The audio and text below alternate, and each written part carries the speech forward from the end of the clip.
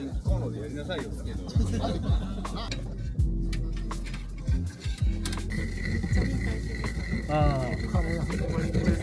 うまいやつやってま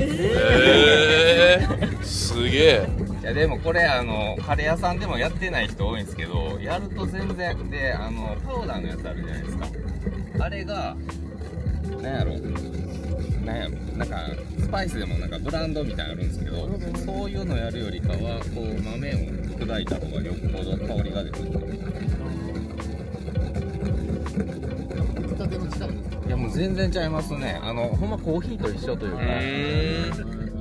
ただなんかカレーの業界ってどうもコーヒーほどなんか成熟してなくて、なんかカレー屋さんでもそれ知ってる人あんま少ないんですよ。だからパウダーの方が楽なんでそのままやっちゃうみたいな。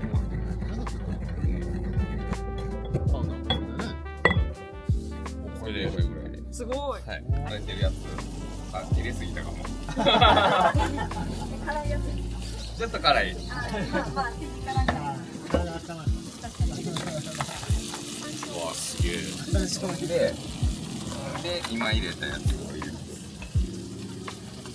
でこれね多分ね分量的には量多すぎるぐらいなんですけど、慣れないうちというか最初、作ることあればですけど、もうちょ多めにした方がレシピ温度がよりか香りはさしやすいなと。